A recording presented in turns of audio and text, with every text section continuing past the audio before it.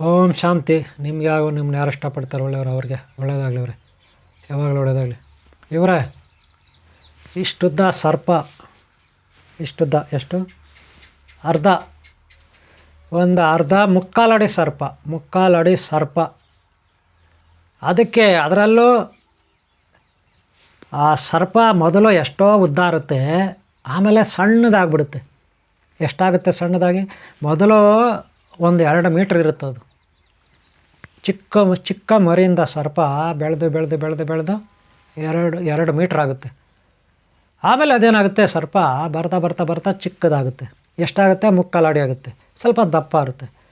ಆ ಥರ ಅದ್ರ ಮೇಲೆ ಕೂದಲು ಬರುತ್ತಂತೆ, ಕೂದಲು ಬರುತ್ತಂತೆ.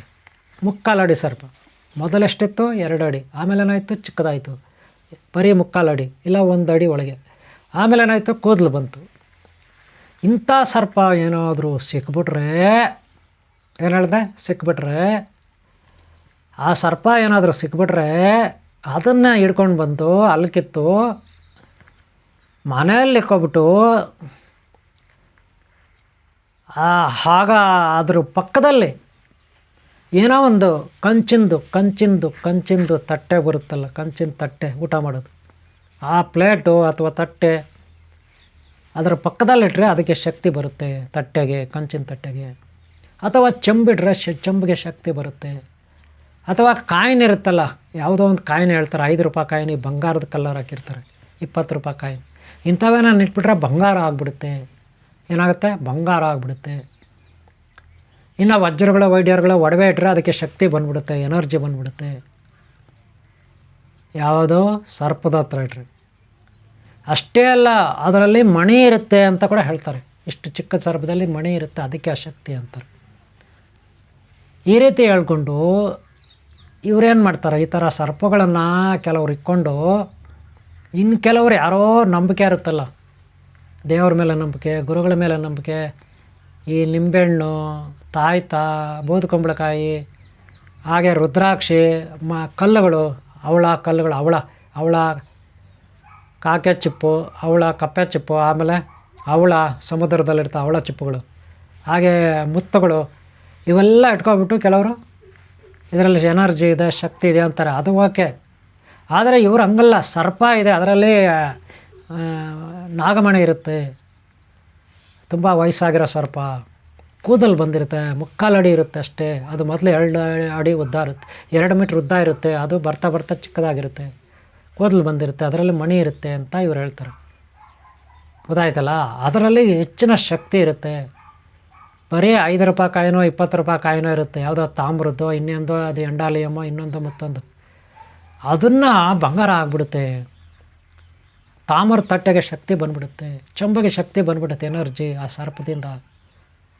ಅದರಿಂದ ಏನೇನೋ ಮಾಡ್ಬೋದು ನಾವು. ಬೇರೆ ನಮಗೇನೇನೋ ಒಲಿಯುತ್ತೆ, ದಾರಿದ್ರ್ಯ ಕಳೆಯುತ್ತೆ, ಸಾಲಗಳ ಬಾಧೆ ನಿವಾರಣೆ ಆಗ್ತೀರಿ, ಮಕ್ಕಳಿಲ್ದಾರ ಮಕ್ಕಳಾಗುತ್ತೆ, ವಿದ್ಯಾಭ್ಯಾಸ ಹತ್ತದವ್ರಿಗೆ ವಿದ್ಯಾಭ್ಯಾಸ ಬರುತ್ತೆ, ಕಿವಿ ಕೇಳಿಸ್ದವ್ರಿಗೆ ಕಿವಿ ಕೇಳಿಸುತ್ತೆ, ಕಣ್ಣು ಕಾಣದವ್ರಿಗೆ ಕಣ್ಣು ಕಾಣುತ್ತೆ.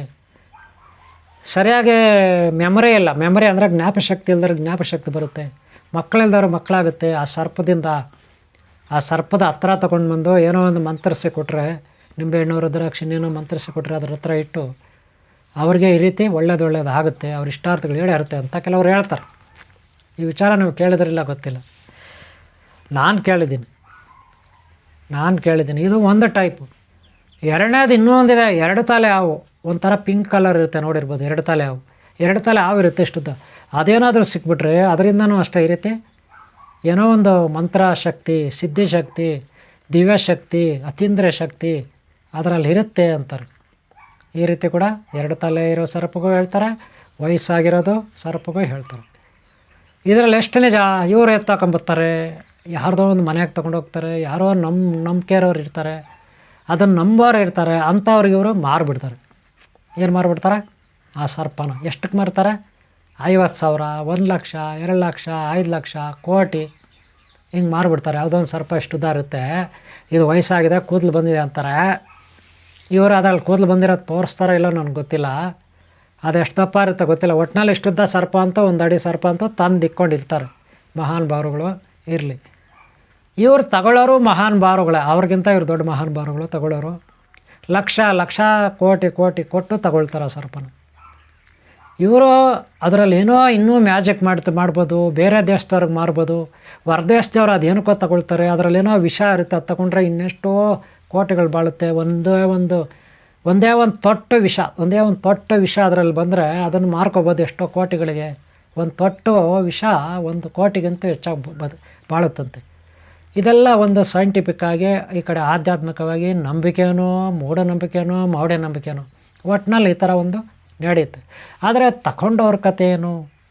ಯಾರೋ ಒಬ್ಬ ಕೋಟಿ ಕೊಟ್ಟು, ಲಕ್ಷ ಕೊಟ್ಟು, ಸಾಲ ಮಾಡಿ, ಇಲ್ಲ ಮನೆ ಮಾರಿ, ಇಲ್ಲ ಆಸ್ತಿ ಮಾರಿ, ಇಲ್ಲ ಮನೇಲಿರೋ ಬಂಗಾರ ಮಾರಿ, ಇಲ್ಲ ಕಾರ್ ಗೀರ್ ಮಾರಿ, 2 ವೀಲರ್ ಮಾರಿ, ಏನೋ ಒಂದು ಅವ್ನ ಚೈನು ಉಂಗುರ, ಮನೇಲಿರೋ ಹೆಂಡತಿ ಒಡವೆಗಳೇನೋ ಮಾರಿ, ಇಲ್ಲ ಸಾಲವೆಲ್ಲ ಮಾರಿ ಅದನ್ನು ಅವನಿಗೆ ಕೊಟ್ಟು, ಯಾರಿಗೋ ಕೊಟ್ಟು ಆ ಸರ್ಪನ ತಗೊಂಡೋಗಿ ಇಟ್ಕೊಳ್ತಾರೆ ಮನೇಲಿ.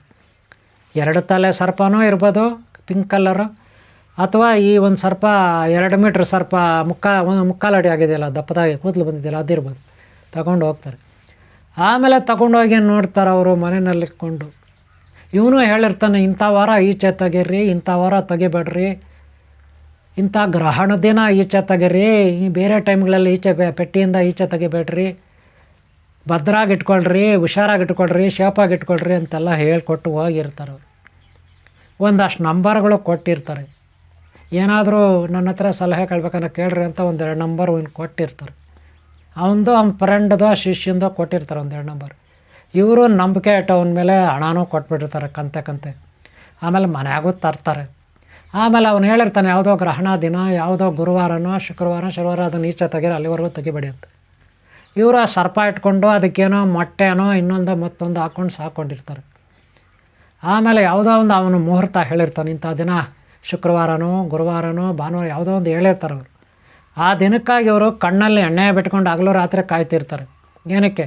ತಾಮ್ರದ ತಟ್ಟೆನೋ ಚೆಂಬನ್ನೋ ಶಕ್ತಿ ಬರೋಂಗೆ ಮಾಡ್ಕೊಳ್ಳೋದು, ಇಲ್ಲ ಬಂಗಾರ ಮಾಡ್ಕೊಳ್ಳೋದು, ಇಲ್ಲ ಕಾಯಿನ್ಗಳನ್ನು ಬಂಗಾರ ಮಾಡೋದು, ಇಲ್ಲ ಯಾವುದೋ ಮಾಮೂಲಿ ಮಣಿಗಳಿರ್ತಾವಲ್ಲ, ವಜ್ರಗಳ ಥರ ಮಣಿಗಳು ಮುತ್ತು, ಅದನ್ನು ಒಳ್ಳೆ ನಾಗಮಣಿ ಥರ ಪವರ್ ಬರೋಂಗೆ ಮಾಡ್ಕೊಳ್ಳೋದು, ಏನೋ ಒಂದು ಮ್ಯಾಜಿಕ್, ಅದರಿಂದ ಒಂದು ಶಕ್ತಿ ಬರುತ್ತೆ. ಅದಕ್ಕೆ ಕಾಯ್ತಾ ಇದ್ದಾರೆ ಇವರು ಕಣ್ಣಲ್ಲಿ ಎಣ್ಣೆ ಬಿಟ್ಕೊಂಡು. ಅವನು ಹೇಳಿ ಹೋಗಿರ್ತಾನೆ, ಇಂಥ ದಿನ, ಇಂಥ ವಾರ, ಇಂಥ ಟೈಮ್ನಲ್ಲಿ ಅದನ್ನು ಈಚೆ ತೆಗೀರಿ ಅಂತ ಯಾವುದೋ ಒಂದು ಪೆಟ್ಟಿ ಬಾಕ್ಸಲ್ಲಿ ಹಾಕಿ ಕೊಟ್ಟಿರ್ತಾನೆ. ಅದನ್ನು ಅವತ್ತು ತೆಗಿಬೇಕು.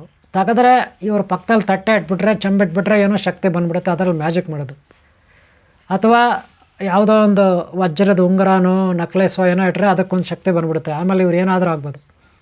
ಆಮೇಲೆ ಸಾಲಗಳು ಬಾದ ಇಮಿಡಿಯೇಟ್ಲಿ ಪಟ್ಟಂತೆ ಸಾಲಗಳೆಲ್ಲ ಇರೋದೆಲ್ಲ ಕ್ಲಿಯರ್ ಆಗಿಬಿಡುತ್ತೆ. ಹಾಗೆ ಇವ್ರ ಅಕೌಂಟ್ಗೆ ಎಲ್ಲಿಂದಲೋ ದುಡ್ಡು ಏನೋ ದಡ ಅಂತ ಬಂದ್ಬಿಡುತ್ತೆ. ದಡ ಅಂತ ದುಡ್ಡು. ಮಕ್ಕಳಿಲ್ದವ್ರಿಗೆ ದಡ ಅಂತ ಒಂದ್ಮೇಲೆ ಒಂದು ಡಜನ್ ಮಕ್ಕಳಾಗ್ಬಿಡುತ್ತೆ. ಆ ಥರ ಏನೋ ಒಂದು ಹೇಳಿರ್ತಾನೆ ಮಹಾನ್ ಭಾವ. ಇವ್ರು ಹಂಗೆ ತಿಳ್ಕೊಂಡಿರ್ತಾರೆ, ಅವನೇನು ಹೇಳೋದ್ನೋ ಗೊತ್ತಿಲ್ಲ. ಗೊತ್ತಾಯ್ತಾ? ಇವರು ಹಣ ಕೊಟ್ಟು ತಗೊಬಿಟ್ಟಿದ್ದಾರೆ, ಕಣ್ಣಲ್ಲಿ ಎಣ್ಣೆ ಬಿಟ್ಕೊಂಡು ಕಾಯ್ತಿದ್ದಾರೆ.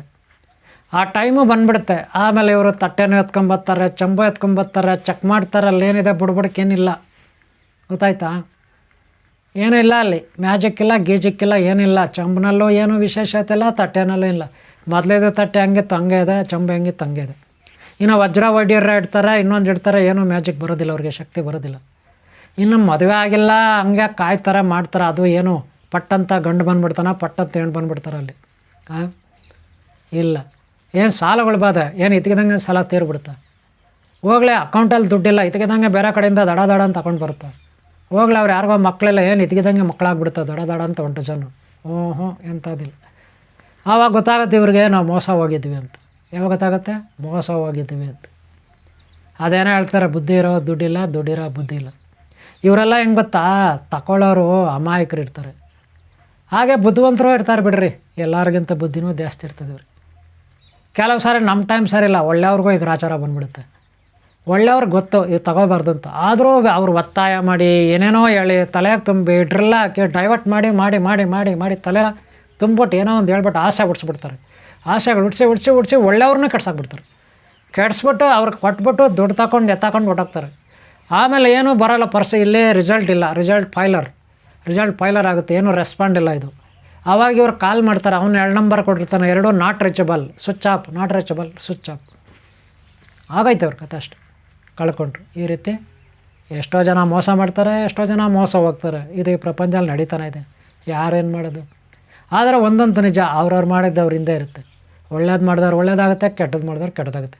ಅದಕ್ಕೆ ನಾನು ಹೇಳೋದಿಷ್ಟೇ ನಿಮಗೆ, ದಯವಿಟ್ಟು ಈ ರೀತಿ ಯಾರಾದರೂ ಆ ಚಂಬು ಈ ಚಂಬು ಆ ತಟ್ಟೆ ಈ ತಟ್ಟೆ ಆ ಸರ್ಪ ಈ ಸರ್ಪ ಈ ರೀತಿ ಮ್ಯಾಜಿಕ್ಗಳು ಬೇಡ ರೀ. ನೋಡಿರಿ, ನಿಧಾನಕ್ಕೆ ಅಭಿವೃದ್ಧಿ ಆಗಬೇಕು. ಒಂದು ಬೀಜನ ಹೊಲದಲ್ಲಿ ಉಣಿದ್ರೆ ಮೊಳಕೆ ಬರುತ್ತೆ ಸ್ವಲ್ಪ ದಿನ ಆದಮೇಲೆ, ಒಂದು ವಾರ ಆದಮೇಲೆ. ಆಮೇಲೆ ಮೊಳಕೆ ಏನಾಗುತ್ತೆ, ನಿಧಾನಕ್ಕೆ ಎರಡು ಎಲೆ ಬಿಡುತ್ತೆ, 2 ಎಲೆ, ಆಮೇಲೆ 3 ಎಲೆ, 4 ಎಲೆ, 5 ಎಲೆ ಬಿಟ್ಕೊಂಡು ರೆಂಬೆಗಳು ಬಿಡುತ್ತೆ. ಆಮೇಲೆ ಸಸಿಯಾಗಿ ಗಿಡ ಆಗಿ ಮರ ಆಗಿ ಆಮೇಲೆ ಹೂವು ಬಿಟ್ಟು ಆಮೇಲೆ ಕಾಯಿ ಬಿಡೋದಲ್ಲನ್ರಿ. ಇದಕ್ಕೆ ಕಾಯಬೇಕಲ್ವ, ಎಷ್ಟು ದಿನ ಕಾಯಬೇಕಲ್ವ? ಹಾಗೆ ಒಂದು ವೇಳೆ ಮಹಾತ್ಮರಿರಲಿ, ಸರ್ಪ ಇರಲಿ, ನಾಗಮಣಿ ಇರಲಿ, ಏನೇ ಇರಲಿ, ರುದ್ರಾಕ್ಷ ಇರಲಿ, ನಿಂಬೆಹಣ್ಣು ಇರಲಿ, ನಿಧಾನಕ್ಕೆ ಆಗುತ್ತೆ ಹೊರತು ಇದ್ದಕ್ಕಿದ್ದಂಗೆ ಆಗೋದಿಲ್ಲ. ಅದಕ್ಕೆ ನೀವು ಮೋಸ ಆಗಬೇಡಿ. ಇವರು ಏನೋ ಹೇಳ್ತಾರೆ, ಸಮಸ್ಯೆಗಳು ಅಷ್ಟೇ ನಿಧಾನಕ್ಕೆ ಬಗೆಹರುತ್ತೆ. ಮಹಾತ್ಮರು, ಗುರುಗಳು, ದೇವರ ಆಶೀರ್ವಾದ ಇದ್ದರೆ ಸಿಕ್ಕಿದರೆ ನಿಮಗೆ ಏಕಾಏಕಿ ಯಾವುದು ಆಗಲ್ಲ. ತುಂಬ ವಿರಳ. 98% ಏಕಾಏಕಿ ಯಾವುದು ಮ್ಯಾಜಿಕ್ ಮಾಡೋಕ್ಕಾಗಲ್ಲ. ಏನಿದ್ರು 98% ಎಲ್ಲ ಸುಳ್ಳೇ ಇರುತ್ತೆ. ನಿಜ ಹೇಳ್ತೀನಿ, 98% ನಿಧಾನಕ್ಕೆ ನಾವು ಇಂಪ್ರೂವ್ ಆಗ್ತೀವಿ, ಇಲ್ಲ ಅನ್ನಲ್ಲ. ಗೊತ್ತಾಯ್ತಲ್ಲ? ಅದಕ್ಕೆ ಪ್ರಯತ್ನ ಪಡಿ. ಯಾವಾಗ ಒರಿಜಿನಾಲಿಟಿ, ಪ್ರಾಮಾಣಿಕತೆ ಇರೋ ಗುರುಗಳನ್ನು ಹುಡುಕೊಳ್ಳಿ. ಪ್ರಾಮಾಣಿಕವಾದ ವಿಚಾರಗಳ ಕಡೆ ತಲೆ ಹಾಕಿ, ಯಾವುದ್ರಲ್ಲೂ ಒರಿಜಿನಾಲಿಟಿ ಇರಬೇಕು, ಸುಳ್ಳಿರಬಾರ್ದು, ಬೋಕಸ್ ಇರಬಾರ್ದು. ಯೋಚನೆ ಮಾಡಿ, ನೀವು ಭಾಳ ಸೇಫಾಗಿರಿ. ದುಡ್ಡು ಕಳ್ಕೊಂಡ್ಮೇಲೆ ಮತ್ತೆ ಬರೋದಿಲ್ಲ, ಎಲ್ಲ ಹೋದ್ಮೇಲೆ ಮತ್ತೆ ಬರೋಲ್ಲ. ಇರೋದು ಹೇಳ್ಬಿಡ್ತೀನಿ ತಿಳ್ಕೊಳ್ಳಿ. ಗೊತ್ತಾಯ್ತಲ್ಲ? ಓಕೆ ಅವರೇ, ನೀವು ಮೋಸ ಆಗಬೇಡಿ. ಈ ಯಾವುದೇ ಒಂದು ಯಂತ್ರ ತಂತ್ರ ಗಿಮಿಕ್ಸ್ಗಳಲ್ಲಿ ನಿಮಗೆ ಪ್ರಯೋಜನಕ್ಕೆ ಬರೋದಿಲ್ಲ. ಹಾಗೆ ಈ ಸರ್ಪ ಇನ್ನೊಂದು ಮತ್ತೊಂದು ಇವುಗಳಲ್ಲೂ ಯಾವೊಂದು ಇರೋದಿಲ್ಲ. ಇರುತ್ತೆ ದೈವತ್ವ. ನೀವು ಭಕ್ತಿಯಿಂದ ಆರಾಧಿಸ್ಬೇಕು. ಸರ್ಪಗಳಿಗೆ ಭಕ್ತಿಯಿಂದ ಆರಾಧಿಸಿ ಅವುಗಳ ಪ್ರೀತಿ ಗೆಲ್ಲಬೇಕು. ನಾಗದೇವತೆಗಳ ದರ್ಶನ, ಅವ್ರ ಆಶೀರ್ವಾದ ಪಡಿಬೇಕು ಅಷ್ಟೇ ಹೊರತು ಮ್ಯಾಜಿಕ್ಕೆಲ್ಲ ಇಲ್ಲ ಅವಕಾಶ ಇಲ್ಲ. ಗೊತ್ತಾಯ್ತಲ್ಲ?